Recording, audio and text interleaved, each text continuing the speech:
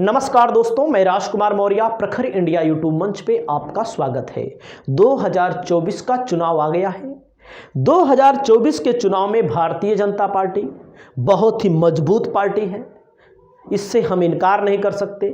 वहीं पर समाजवादी पार्टी उत्तर प्रदेश का मुख्य विपक्षी दल, वहीं पर कांग्रेस राहुल गांधी और समाजवादी पार्टी का गठबंधन एक तरफ है, दूसरी तरफ भारतीय जनता पार्टी का गठबंधन है।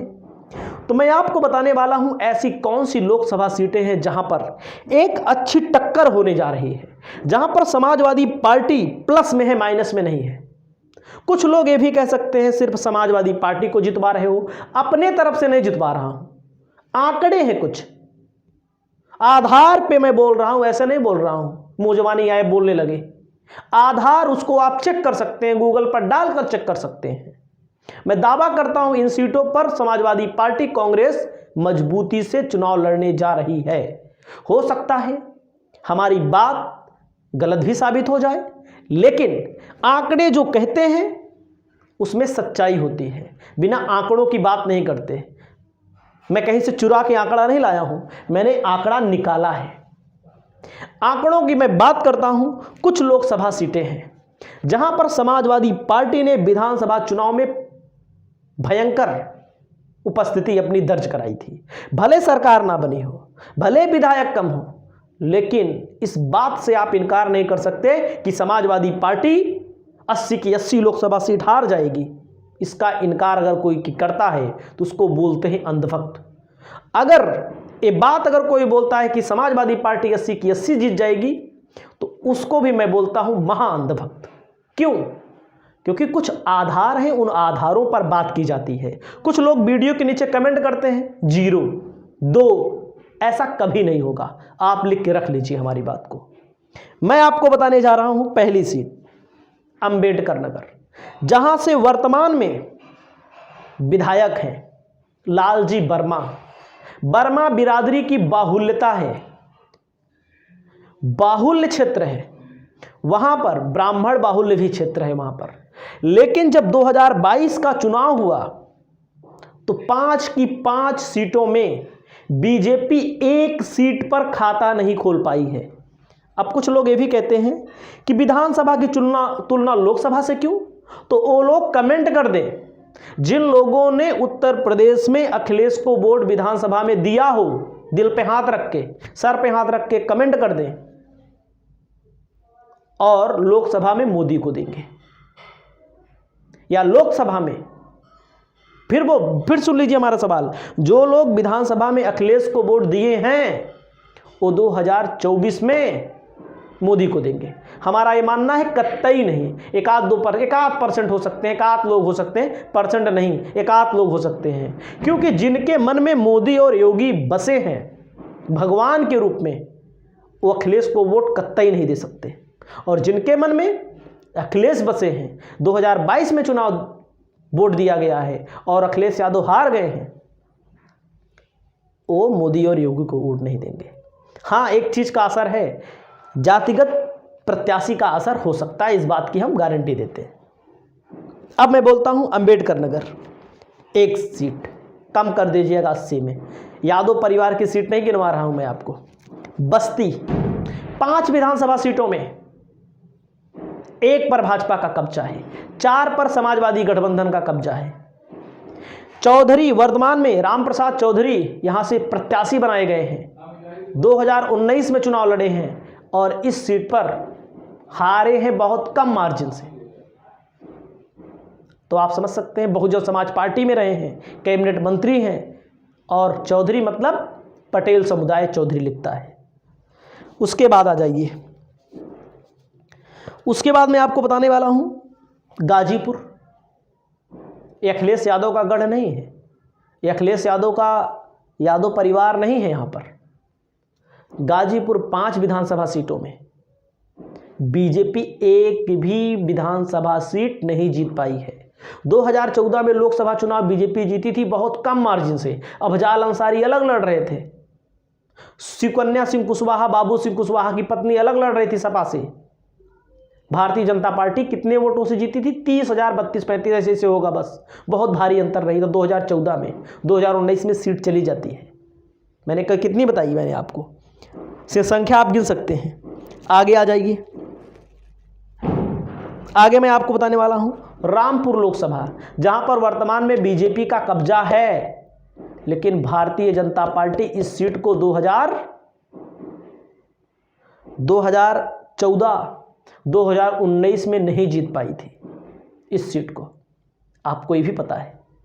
लेकिन आजम खान के ऊपर मुकदमे हुए, पहले भी से केस चल रहे थे, जांच हुई, जेल गए, सदस्यता गई, शासन प्रशासन के सहयोग से बताया जाता है कि चुनाव जीता गया है। मैं नहीं आरोप लगा रहा हूं, बताया जाता है विपक्ष के द्वारा। रामपुर सीट आप जान लीजिए। अगली सीट रायबरेली, जहां से हो सकता है प्रियंका गांधी लड़े चुनाव, कोई भी लड़े, वो अगला मैटर है। लेकिन रायबरेली 2014 में, 2019 में 60-65 साल से कब्जा है सिर्फ कांग्रेस का। ऐसा नहीं कि 60-65 साल से कब्जा है तो हारेगी नहीं, ऐसा कुछ नहीं है। अच्छा प्रत्याशी मिल जाएगा, क्योंकि गांधी परिवार एक्टिव नहीं रहता वहां पर, तो हार भी सकते हैं। लेकिन इस सीट को भी जीतना बीजेपी के लिए इतना आसान नहीं है, ये बात मैं बता दूं। समाजवादी पार्टी कभी अपना प्रत्याशी यहां पर खड़ा नहीं करती है, इतना आपने सुना भी। आगे आ जाइए। बदायूं 2019 में समाजवादी पार्टी हार गई थी, लेकिन धर्मेंद्र यादव इस बार जीतेंगे, मैं कह रहा हूं बहुत कम मार्जिन से।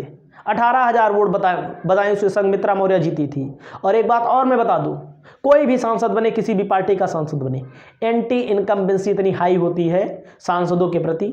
वो तो बीजेपी में मोदी जी के नाम पे वोट मिल जाता है, सांसदों के नाम पे वोट नहीं मिलता। योगी जी के नाम पे वोट मिल जाता है, सांसदों के नाम पे वोट नहीं मिलता। वही सांसद दोबारा लड़ेंगे, चुनाव हारेंगे, देख लीजिएगा। कई जगह मैंने देखा विधानसभा में कई विधायक बदले नहीं गए, जहां बदले गए वहां जीत लिए, जहां नहीं बदले गए वहां हार गए। बड़े बड़े लोग, कैबिनेट मंत्री हार गए, अपने आप में सत्ताधीश चुनाव हार गए। 2022 के विधानसभा चुनाव में टिकट नहीं कटेगा, टिकट नहीं बदला जाएगा तो अधिकतर लोग हार जाएंगे, देख लीजिएगा। ये भी बदायूं मैंने बताया। अगला आ जाइए कन्नौज, 12-13 ऐसे हजार वोट से डिंपल यादव हारी थी।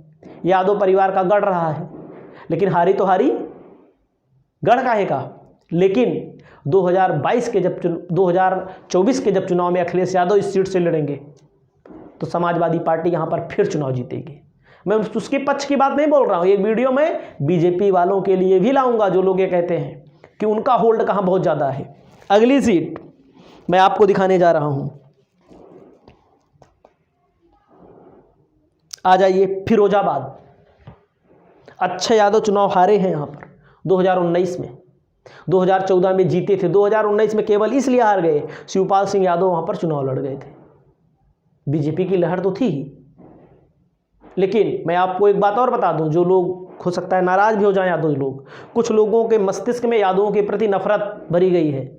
अदर ओबीसी की यादवे सब हैं, यादवे सब ले जाते हैं, क्योंकि यादवों को ज़्यादा नौकरी मिली है। बैकवर्ड में यादव सबसे आगे भी हैं, उसकी बात नहीं है। लेकिन अब धीरे धीरे मौर्य भी आगे हो रहा है, वर्मा भी आगे हो रहा है, पटेल समुदाय, अदर भी कास्ट आगे हो रही है। लेकिन यादवों को लेकर के, दलितों को लेकर के थोड़ा से खींचतान रहती है। इस कारण से कई जगहों पर ट्रांसफ़र नहीं हुआ वोट बहुजन समाज पार्टी का। इस सीट को भी मैं गिनवा रहा हूँ। और आ जाइए कौशाम्बी की सीट। कौशाम्बी सीट आप जानते होंगे, जहाँ से इंद्रजीत सरोज का नाम चल रहा है।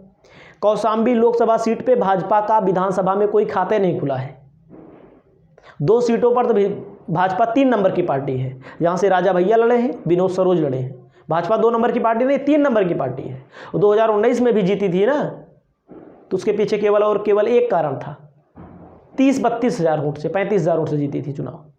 कारण वही था जो अलग जगहों पर था। राजा भैया की पार्टी चुनाव लड़ी थी, लगभग 1.5 लाख वोट पाई थी वहाँ पर। तो आप ये भी समझ सकते हैं। अगली सीट मैं आपको बताने जा रहा हूँ, मैनपुरी। मैनपुरी आप जानते होंगे ना, मैनपुरी डिंपल यादव जहाँ से वर्तमान में सांसद हैं। इस सीट को भी, मैनपुरी में भी भारतीय जनता पार्टी के पसीने छूट जाएंगे, नहीं जीत पाएगी, क्योंकि इस सीट पर भी यादव परिवार का दावा है और आगे समय में भी रहेगा भी। उसके बाद आ जाइए अमरोहा, यह सीट भी बीजेपी आसानी से नहीं जीत पाएगी, बहुत कड़ाके की लड़ाई होगी, हो सकता है हार भी जाए। मैं नहीं कहता हूँ कि समाजवादी पार्टी एक तरफा जीत जाएगी, लेकिन यहाँ पर मुरादाबाद, इस सीट पर भी भारतीय जनता पार्टी के पसीने छूट जाएंगे। उसके बाद आ जाइए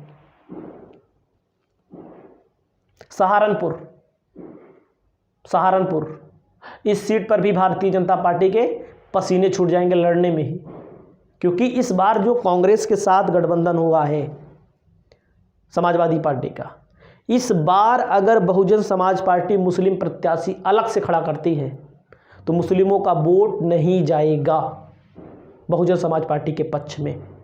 क्यों नहीं जाएगा? क्योंकि ये चुनाव करने मरने का है, मरने जीने का सवाल है। क्योंकि एक तरफ नफरत, दूसरी तरफ मोहब्बत, कहें यूँ कहें कि अपना ज़मीर बचाना है। इस बार संभल डॉक्टर शफीकुर रहमान वर्क 94 साल के इस सीट पर चुनाव लड़ने जा रहे हैं। सांसदी का टिकट मिला हुआ है, स्वास्थ्य खराब भी है। 5 विधानसभा सीटें आती हैं। मुलायम सिंह यादव इस सीट से 2 बार सांसद रहे हैं, राम गोपाल यादव सांसद रहे हैं, कई यादव लोग सांसद रहे। यहाँ पर डॉक्टर शफीकुर रहमान वर्क साहब बहुत मजबूत प्रत्याशी हैं। एक बात और मैं बता दूं, कभी कभी होता है मजबूरी में लोग वोट देते हैं। जो लोग अन्य संसदीय क्षेत्र से जुड़े होंगे वो सोच रहे होंगे यार सांसदवा हमारे यहाँ काम नहीं कराया। वास्तव में कहीं भी काम नहीं होता है, कई जगहों पर होता है। जैसे मोदी जी जहाँ के सांसद हैं वहाँ का काम हो जाएगा, योगी जी का जहाँ पर गढ़ है वहाँ पर काम हो जाएगा। हर पार्टियों में बोल रहा हूँ, किसी पार्टी के विशेष बारे में नहीं बोल रहा हूँ। अखिलेश यादव की सरकार थी, वहाँ पर बहुत ज़्यादा काम हो गया, लेकिन और जगहों पर जो काम सामान्य अन्य जिलों में होता है वही कुल होता है। कोई पकड़ के काम नहीं कराता है, कोई बहुत बड़ी खुशहाली नहीं ला देता है। अगली बात आ जाइए, कैराना पर भी तगड़ी लड़ाई होने वाली है। नगीना सीट से चंद्रशेखर रावण समाजवादी पार्टी के सहयोग से लड़ेंगे तो चुनाव जीत जाएंगे। संत कबीर नगर, यहाँ पर भी बीजेपी के लिए अच्छे दिन नहीं हैं। बिजनौर, मेरठ, इटावा में 2019 में बहुत कम मार्जिन से चुनाव जीते थे भारतीय जनता पार्टी। इस बार यहाँ पर तगड़ा मुकाबला होने वाला है। बलिया, एटा, फर्रुखाबाद, फूलपुर से अगर पल्लवी पटेल लड़ेंगी तो एक अच्छा समीकरण यहाँ पर देखने को मिल सकता है। बाराबंकी में तगड़ी लड़ाई होगी।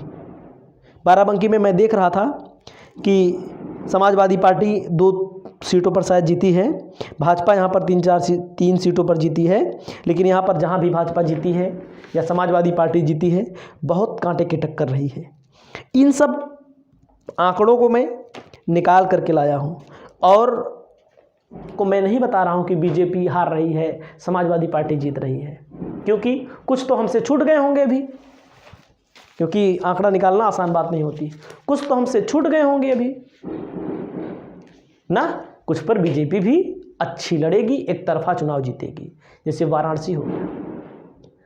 अगर मायावती गठबंधन में होती सुल्तानपुर भी जोड़ देते, सुल्तानपुर मैंने अभी नहीं जोड़ा है, समझ सकते हैं। बहुत सारी सीटें ऐसी हैं जहां पर भारतीय जनता पार्टी वास्तव में वीक पॉइंट पर है, अपर हैंड है समाजवादी पार्टी को, लेकिन चुनाव का क्या परिणाम होगा वो परिणाम पर निर्भर करता है। इस वीडियो में इतना ही।